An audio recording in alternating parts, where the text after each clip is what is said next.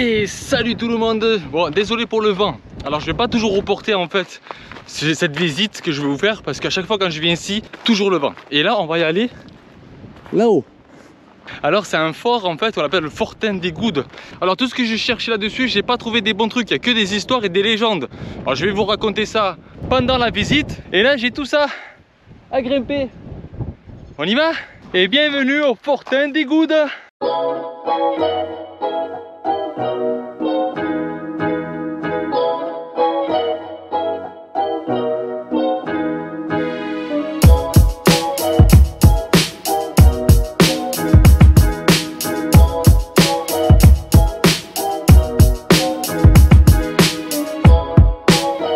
On visitera ça après les amis. Alors en premier lieu on va visiter ce qu'il y a en haut, parce qu'on va vite fait faire le tour. Ensuite on va visiter ce qu'il y a là aussi, on va faire le tour. Et ensuite on va rentrer dans le bunker. Et là ça va être beau.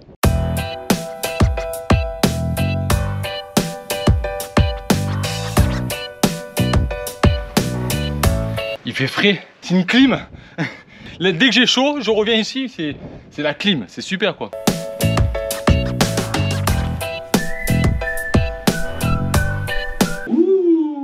Ça a été construit en 1874. La guerre elle a démarré en 1911 je crois et ça finit en 1945, hein. Vous avez compris, les deux guerres confondues, si je dis pas de bêtises. Alors c'était bien avant.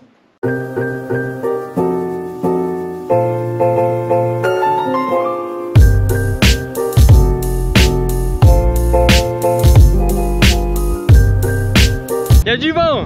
Dimanche dernier, je vous ai fait visiter, c'est là-bas au fond que je vous ai fait visiter le bunker des Goudes qui était là-bas. Maintenant, on est ici. On va aller regarder à l'intérieur, mais vous inquiétez pas, ça va arriver.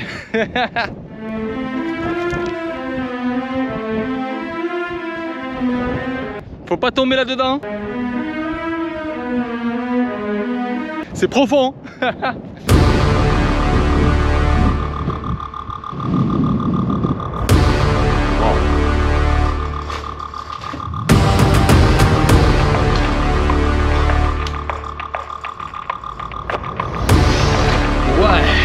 Alors, la légende raconte que cette pièce a été... En fait, c'est un QG de point d'observation pour les entrées des bateaux allemands. Vous le voyez ici, voilà.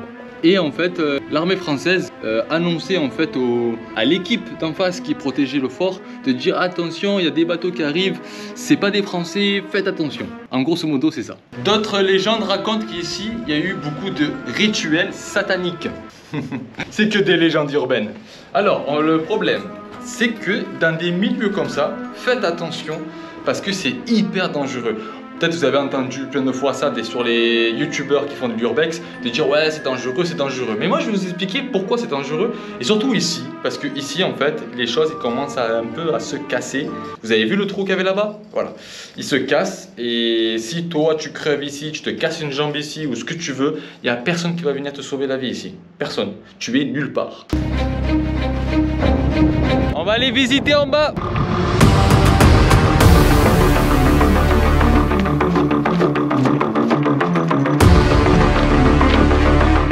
On va visiter ça. Si vous voulez pratiquer ce genre de sport, c'est-à-dire l'exploration urbaine, il faut avoir conscience de deux choses. La première, c'est de savoir faire du parcours, de la grimpe, surtout le parcours parce que c'est l'art du déplacement en milieu urbain, et d'être attentif à tout ce que vous faites. Waouh! Vous avez vu déjà le trou? Mais il y a beaucoup de dangers et savoir où vous êtes. Là, par exemple, sur mon téléphone, j'ai enregistré mon point GPS. Que si il m'arrive quelque chose ici, si j'appelle les pompiers, si j'arrive à avoir du réseau et appeler les pompiers, je peux leur dire mon point GPS. Comme ça, ils ne vont pas chercher midi 14h, ils vont taper ça sur l'ordi et ils savent où je suis. C'est beau, hein? J'ai envie de grimper là-haut pour voir la vue.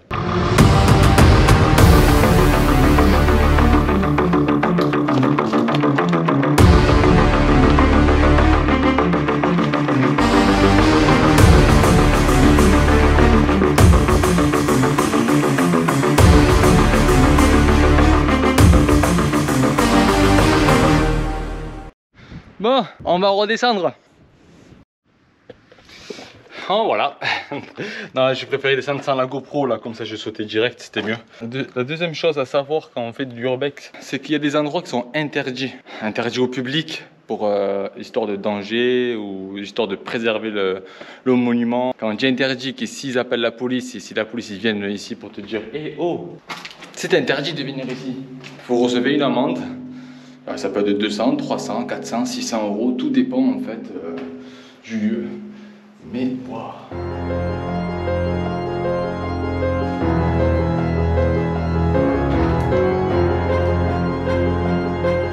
Alors ici, c'était, on va dire, c'est vrai, hein, ça se voit que c'est une grotte.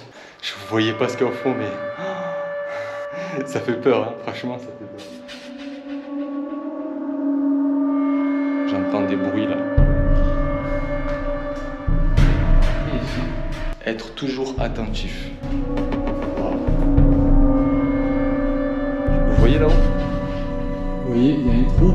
Ben en fait c'est le trou que j'ai vu quand j'étais en haut là. J'ai dit putain, si tu tombes dans ce trou, c'est ce trou là. Bon, je vais pas vous mentir, j'ai la flippette. Mais là d'être dans le noir total comme ça, c'est la flippette. Alors il y en a plein qui viennent ici pour faire aussi des vidéos, des mises en scène. Il y en a plein qui font ça ici parce que c'est beau, hein. Il y a eu aussi des fêtes nocturnes, on va dire des raid parties, tout ça aussi. Vous avez vu ça? Wow. Ça doit être le coffre. Je vais pas vous mentir, mais ça fait peur. En fait, t'es seul et t'as peur d'avancer tout seul en fait. Tu sais qu'il y a personne, hein, mais là il y a un rat, c'est bon. Là il y a un rat, je suis mort. Hein. Là il y a un rat, je pleure là.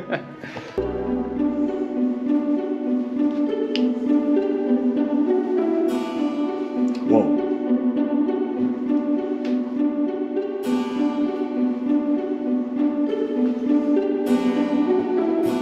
Une autre bougie. Une autre bougie. Waouh, mais sérieux là? J'ai le cœur qui bat, hein. Les amis, hein. Franchement, j'ai le cœur qui bat.